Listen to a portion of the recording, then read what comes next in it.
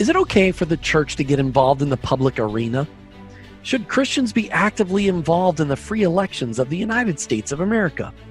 Faith Wins is an organization dedicated to engaging pastors, congregations, and Christians in the public arena. Why, you may ask? Because the influence of Christians needs to be felt around this country. Jesus is the solution, and we need to bring biblical solutions to the marketplace of ideas before it's too late, and we need to do it now. There are over 80 million eligible Christian voters in this country, but only 30 million regularly participate in the elections.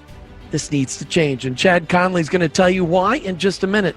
Check us out online at faithwins.us. That's faithwins.us. When we sit on the sidelines and hope for a better future, the enemy wins. When we mobilize, register, and make our voices heard, faith wins every time. For far too many decades, the church has stood by the side as politics has been taken over by the enemy. Faith Wins is dedicated to engaging pastors, congregations, and Christians in the public arena. Why? Because the influence of Christians needs to be felt around the country. In the 2024 election, this began to happen, but going forward, we need to move as one, being driven by biblical values that will be a blessing to everyone in our country, whether they believe in Jesus or not. Chad Connelly, the founder of faithwins.org, is here today to talk about the power of building relationships. And I'm Jim Brangenberg, your host. Please check us out online at faithwins.org. Chad Connelly, welcome back to Faith Wins, and Happy New Year. Hey, Jim, Happy New Year to you too. And thanks for having me, brother. Honored to be on here with you. So talk to me about, where did you learn to build relationships, to value relationships? You know, my dad was in sales, and he told me that relationships are everything. He said, I don't ever want to sell somebody something they don't want. I want to build a relationship with them and find out what they need and provide the product. And my dad actually made me go door to door selling stuff as a kid, because he thought you need to learn rejection. Life's full of rejection. And let's face it, a lot of people, nobody likes rejection, but a lot of people now, if they get rejected, they play the victim card and they whine and complain and act like a 2-year-old toddler throwing a temper tantrum in the Walmart. And so my dad, then he started giving me books to read. And my dad was just real big on, you've got to work on relationships. He said, it's the greatest skill set. As everything else matters, that's great. Go in the Army, go get your engineering degree. But the skill set that sets people apart is having authentic relationships. That's learning how to get to know people, how to build a relationship, how to learn about them, how to talk in terms of their interests, not your own. So he started giving me books to read. And the good thing is my mom, they both grew up very poor in South Carolina. My mom didn't have indoor plumbing. Yes, they had an outhouse until the late 1950s when she was a sophomore in high school. And they had to go outside to go to the bathroom, didn't have running water inside, stuff like that. Very, very poor. But mom fell in love with books. And because they had a small family farm, her chores, you know, feeding the chickens and the pigs and milking the cows and so forth, took precedence over reading. But she loved books. And so she would sneak books home in her clothing and her book stuff in her jackets and hide them under the house with candles. When her mom and dad caught her reading instead of doing chores, because she'd go do her chores early, finish and go read, and that wasn't good enough. They whipped her. So I grew up with a mom who's been in heaven now a little over 8 years, who taught me, Chad, books can be your best friend. When you feel lonely, you can go to books and learn about other people's stories and realize, you know, things may be lonely. They may be tough. This may be a hard road. You're not the first one to go through this. And you know what it pointed me to? It pointed me to the Bible. Is every good book I read pointed me toward God's word of truth that gave me that foundation. And I just got to credit my mom and dad. You know, dad who was in sales, who emphasized getting to know people, being authentic, learn their name, learn their interest. And then probably the next thing that helped me a lot, I love reading. I'm a big reader. I try to read 8 to 10 books a month. I reward my political, business, history books with maybe one Christian fiction book every 5 or 6 books. But when I started really reading, it was because mom and dad's influence. And then as a young engineer, I saw these engineers who were brilliant, but couldn't hold a conversation. And I took a Dale Carnegie course. I was probably 25 years old in Augusta, Georgia, and I ended up winning the ink pen for Best Speaker Award. And I learned how to talk on my feet, think on my feet and relate to a crowd. And then, of course, after that, I built an Amway business, which helped me learn how to relate to people from all walks of life, all backgrounds. I travel the country. You probably remember I sold my business when my first wife passed away, and it was a Chad and Michelle thing, and then it was Chad and Dana. So I didn't want to put that pressure on Dana. But I would have to say my mom, my dad, reading good, positive books, the Dale Carnegie training course, and then the Amway business made me really desire to be a great people person. I don't know if I'm good at it. I really try hard. I really try to remember people's names. I try to learn about them. Even when I'm moving in a helter-skelter motion sense, I really do try hard to get to know them and build a relationship and learn something about them. And so those 5 things, I really hadn't thought about that in an awful long time until you asked. But yeah, I'd have to credit those things. You got to know. I mean, because you are a people person. I mean, we've only been face to face, I think, just twice in the last years, but you are a people person.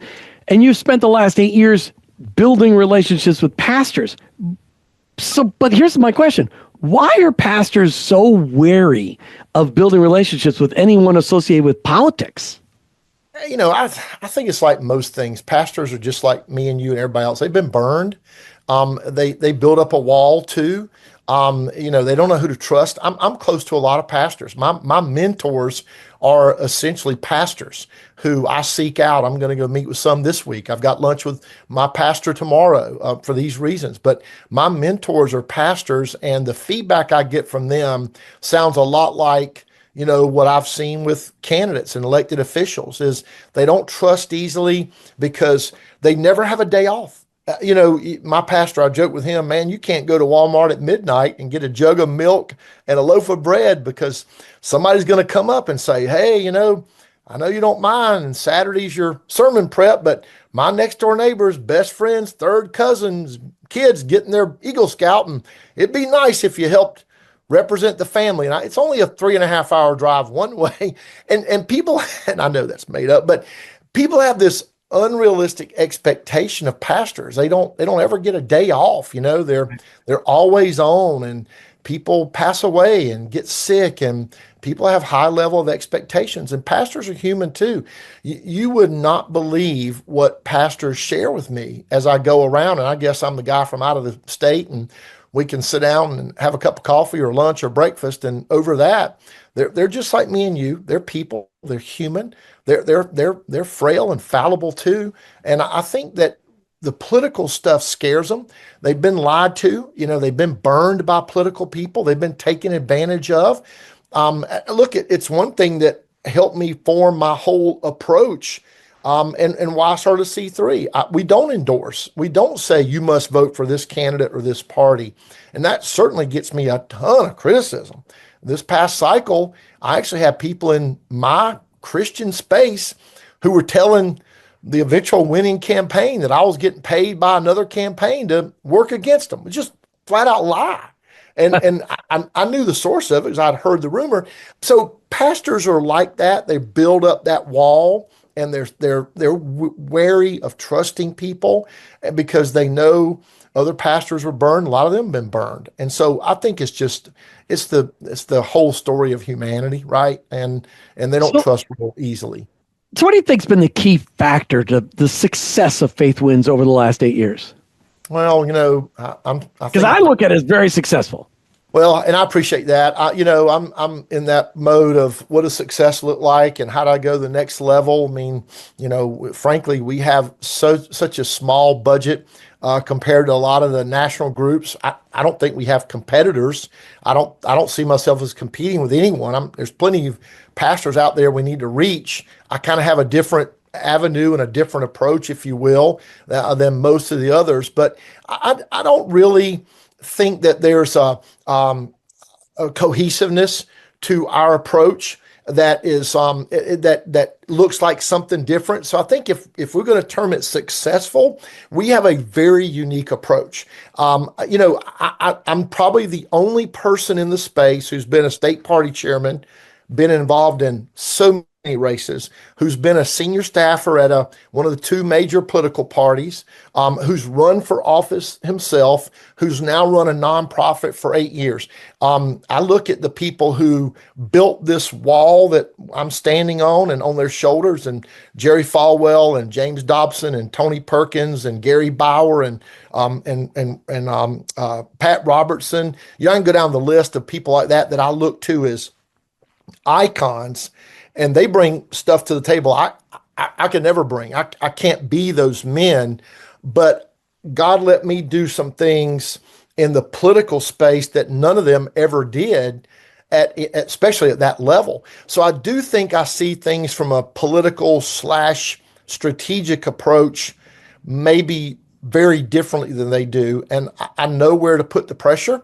I know what works and moves the needle. And I decided we're going to build a big old stick that we can swing for issues that are biblical issues in the culture in as many states as we can. So and I really do appreciate you saying that. Every year, end of the year, I do a deep dive, and that is exactly what I ask myself. What does success look like? Let's go to the end and work our way back. What does success look like this year? And we've been, thank the Lord, checking those boxes every cycle, every year, and that is growing. A big one is expanding our network, our reach. In the 21 to 22 cycle, we had 9 denominations host my meetings in the various states. In the 23-24 cycle, I had 26 different conservative denominations. That was a big goal of mine that I literally wrote down, because I've seen that a lot of the ministry groups are siloed. They're siloed denominationally. And I'll tell this story because I think this fits, because this is what I think success looks like. I took 3 pastors.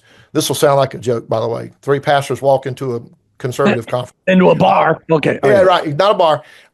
And I took 3 pastors to a conservative conference in San Diego probably a year and a half ago. It was an independent Baptist, super conservative, a mentor of mine, a charismatic, another mentor of mine, dear friend, and a Calvary Chapel pastor. 3 different versions of the Bible they read, 3 totally different approaches to ministry, 3 totally different backgrounds to how they got there. And I put them in a room with a bunch of conservatives. And one of the pastors leaned over and he said, Chad, I think I know what you're doing. I said, what's that, Pastor? He said, you're trying to increase more pastor influence in rooms like this. And I said, yes, sir. I'm glad you're paying attention. And so I do see that as a mission of mine, is I have done politics at every level, the highest levels. And now I get to be around God's greatest people. That's the pastor leaders of the country. And I'd like to see us return to a time when the church was actually the influencer in society, as opposed to being pushed and influenced and backed into the corner of, well, you must do this to be acceptable, right, like we've seen the last few years. So what does success look like to me? Expanding the reach, expanding the network, and building a big stick and being able to swing it on hitting on issues that are against biblical principles. I'm going to challenge you on that, because I think success for you and Faith Wins is really a 5-letter word: trust. I really feel like it, because that's what you've been building. But let's talk about that, because how much? That's true. It's very true. Well, you don't get pastors to do anything to build trust. You're exactly right. So how long does it take to build the trust of an average local church pastor? I could tell you stories all day long about this. So let me tell you about one in one of those battleground states. Mid-40s guy let us host a luncheon, had probably 40, 45 pastors there. He said, and I thanked him for letting us host. It was in a key strategic spot in a big-time battleground state that I knew if the Christian vote just moved a little bit, it would make a difference. And so it was in this key spot. I had a pastor that asked this pastor to let us host. And he said, Chad, I said, thanks for letting us be here, Pastor, and really appreciate it, and hope you get to sit in the meeting. He said, well, I'm just too busy. I can't. And I'm kind of skeptical about this. I'll let you meet here because your pastor is a mentor of mine. Trust. And I said, boy, Pastor, thank you, but I'm going to pray you stick around. He said, I got meeting after meeting. Well, I look out there and I spoke for probably, 15, 20 minutes. David Barton spoke for 40, 45. He was out there the whole time, Jim. When I came off the stage and we wrapped up, the pastor came to me and he grabbed me by the arm. He said, Chad, I want to be ground zero for everything you're doing here. And now he's become a trusted friend. What can I do for you? He bends over backwards. I love what you're doing. And I could tell that story in pretty much every single state. So I think the relationship building has to be toward an idea of trust and building trusted relationships, and then they'll fight for you. I remember the old quote Zig Ziglar used to say, people will work 8 hours a day for a good job, 10 a day for a good boss, but all night long for something they believe in.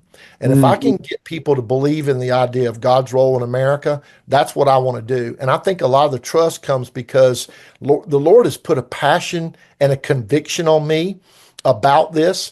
And I am persuaded, and therefore, since I'm persuaded, I think I can be persuading. I am convicted, therefore, I think I can be convicting.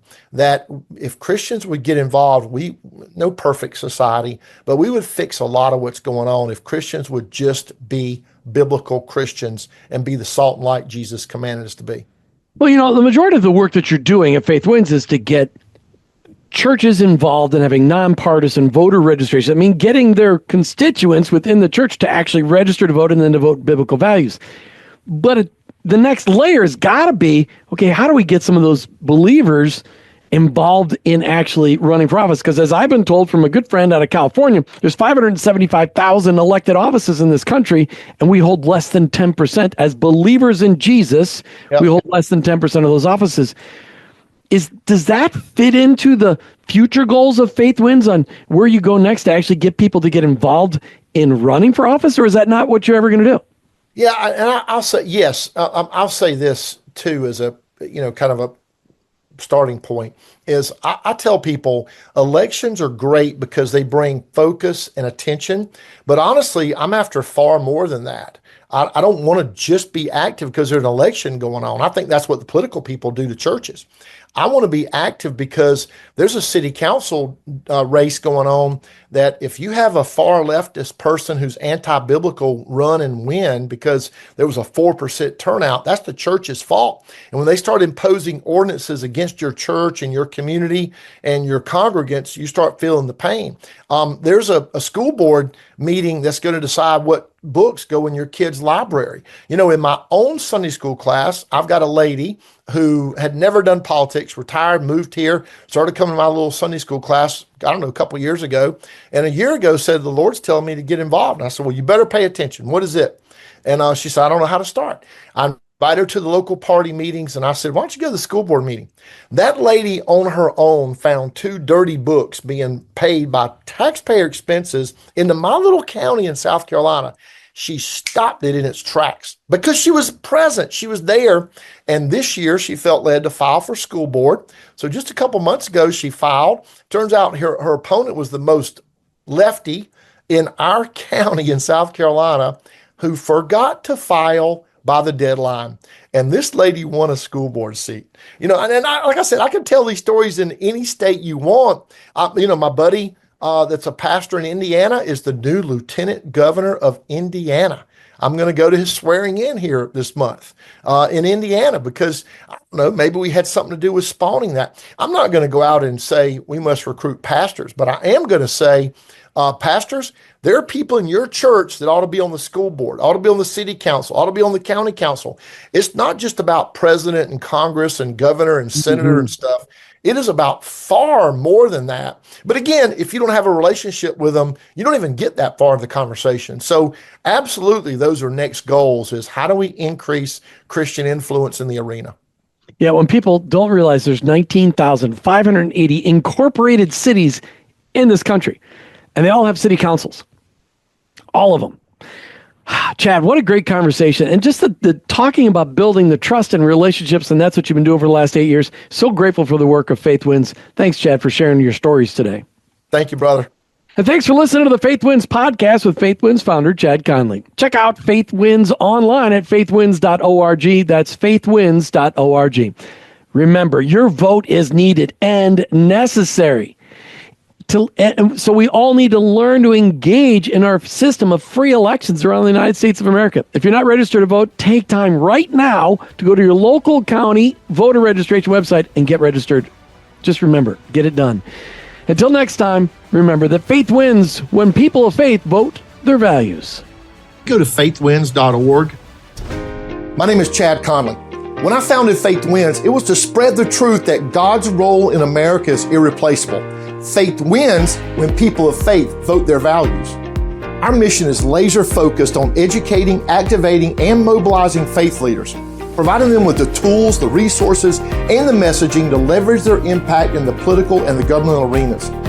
We cultivate, develop relationships with pastors who share the whole counsel of God, who stand for truth.